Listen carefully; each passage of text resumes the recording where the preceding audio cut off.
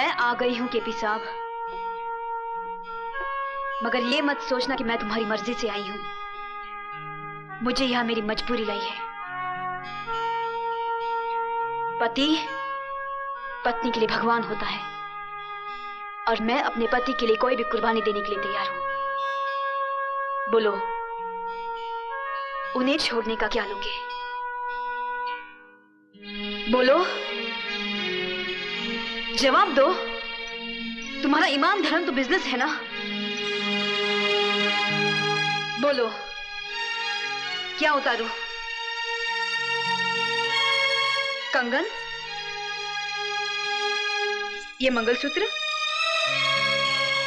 या फिर ये?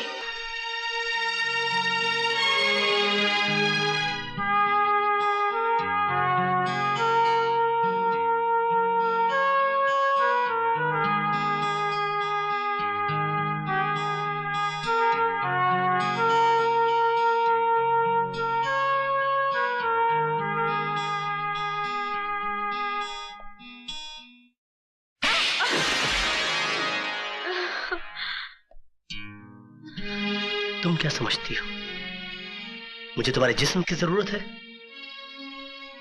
तुम्हारे शरीर की भूख है मुझे?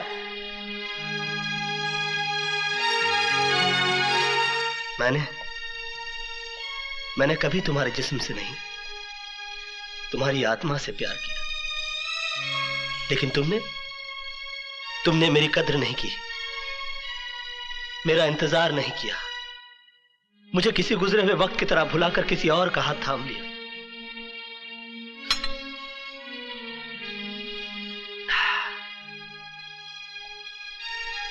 प्यार हम दोनों ने किया, मगर तड़पना सिर्फ मेरे नसीब में आया।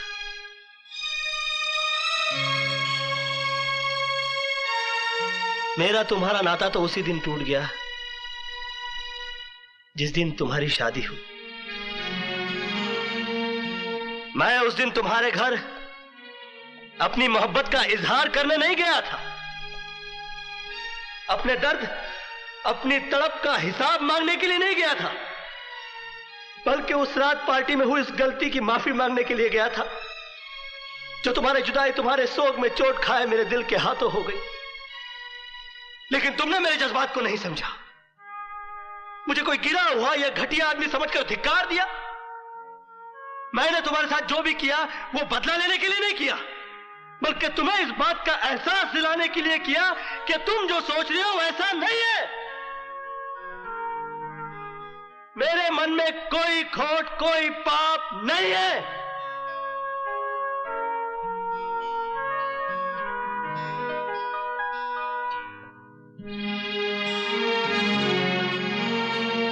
मोहब्बत का दर्द बड़ा जानलेवा होता है पूजा जी।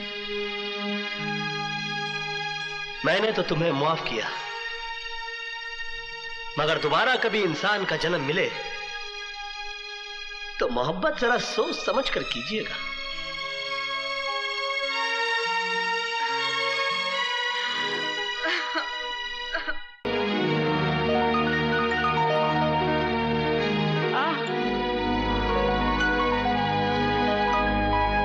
बेटे, कांच को आंच नहीं, तेरी सच्चाई आखिर अपना रंग ले ही आई। नहीं बाबूजी, मैं अपनी सच्चाई के बूते रिहा नहीं हुआ। मेरी रिहाई कराने के लिए आपकी बहू ने कीमत चुकाई है।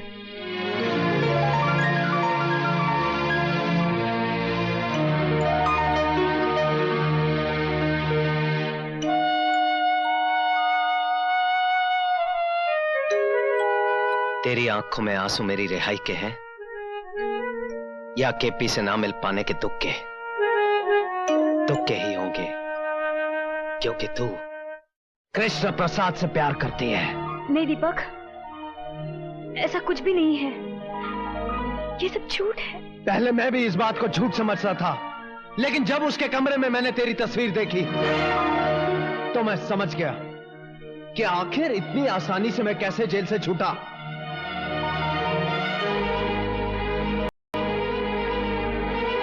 भरी पार्टी में उसका तेरा मुंह चूमना मेरी गैर हाजिरी में माफी मांगने के बहाने तुमसे मिलने आना, मेरे विरोध करने पर मुझे जेल भिजवाना, ये तुझसे कृष्ण प्रसाद का प्यार नहीं तो और क्या है?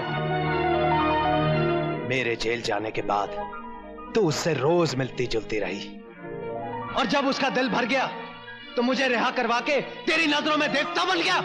नहीं दीपक, ऐसा कुछ नहीं है, मेरा विश्वास करो। अगर ऐसा कुछ नहीं है तो फिर मेरे जेल जाने के बाद तू उससे मिलने क्यों गई? तुम्हें जेल से छुड़वाने के लिए। मुझे छुड़वाने के लिए बाबूजी भी थे। हाँ, लेकिन उनकी लाख कोशिश करने के बावजूद भी कृष्ण प्रसाद तुम्हें छुड़वाने को तैयार नहीं था। तो फिर तुम्हारे कहने से वो कैसे मान गया? ऐसी कौन सी वजह थी कि तुमसे मिलकर उसने मुझ पर लगाए हुए लाखों रुपए का गबन का इल्जाम वापस ले लिया? इसलिए क्योंकि तुम एक दूसरे से प्यार करते हो। कृष्ण प्रसाद मेरा कुछ भी बिगाड़ नहीं सकता था, लेकिन तुमने तो कुछ बाकी ही नहीं रखा। अगर तुम अपने पति से ज्यादा प्रेमी को ज्यादा अजीज मानती हो तो मैं तुम्हें आजाद करता हूं। जाओ, कृष्ण प्रसाद से शादी कर लो। दीपक, तुम जानते हो कि तुम क्या कह रहे हो? अच्छी तरह जानता हूं। तुम कुछ नहीं जानते। जिस बात को तुमने सर उठाकर कह दिया, वो बात मैं ख्वाब में भी नहीं सोच सकती। दीपक, मैं तुम्हारी पत्नी हूं, मेरा विश्वास करो, मेरा विश्वास करो। अब तुम मुझे समझाने की कोशिश मत कर। दीपक बजाज किसी दूसरे का गरमाया हुआ कंबल नहीं ओढ़ता। औरत तो वो है जो अपने पति के विश्वास को जिंदा रखने के लिए मर जाए। पति की गैर हाजिरी में किसी प्रेमी का कॉल पूरा करने वाली औरत पत्नी नहीं, कुल्टा होती है। और कोई मर्द किसी कुल्टा के मांग में अपने नाम का सिंदूर बर्दाश्त नहीं कर सकता। दीपक, तुम पछताओगे। इससे पहले कि मैं अपने आप में से बाहर हो जाऊं, दूर हो जा, दूर हो जा मेरी नजरों से। Get out. दीपक, औरत उस वक्त तक सीता सावित्री होती है जब तक उसका पति राम और सत्य। पूजा, मुझे तुम्हारी गुजरी हुई जिंदगी के बारे में पूछने का हक तो नहीं है, लेकिन इतना मैं जरूर जानना चाहता हूं कि वो क्या वजह थी जो तुमने कृष्णा को भुला दिया। मैंने इसलिए भुला दिया क्योंकि मेरी शादी दीपक से हो गई थी। हाँ, लेकिन तुमने दीपक से शादी की क्यों? प्यार तो तुम कृष्णा से करती थी। हाँ, लेकिन उस प्यार की वजह से कई जिंदगियां खराब हो रही थी। मान सम्मान समाज सबकी कसूरवार हो गई थी मैं। कृष्णा के इंतजार में मैं इतना जली कि अगर पत्थर भी मेरी जगह होता तो वो भी राख बच जाता। लेकिन मैं राख नहीं हुई क्योंकि मुझे उम्मीद थी कि वो एक दिन आएगा। 5 साल हो गए, ना वो आया ना उसकी कोई खबर। फिर मेरे माँ बाप मेरी शादी को लेकर परेशान हो गए। एक दिन कृष्णा का खत आ गया जिसमें लिखा था मुझे भुला दो। तब मेरे इंतजार करने का बहाना भी खत्म हो गया। फिर लड़की तो होती ही है त्याग का जहर पीने के लिए। मुझे खुशी खुशी अपने माँ बाप के फैसले का जहर पीना पड़ा। तो क्या तुम्हें कृष्णा का दूसरा खत नहीं मिला? कौन सा दूसरा खत? कृष्णा ने मुझे कितने खत लिखे ये मैं नहीं जानती, लेकिन 5 साल में मुझे सिर्फ एक ही खत मिला। वो भी मेरे डैडी ने मुझे दिया था।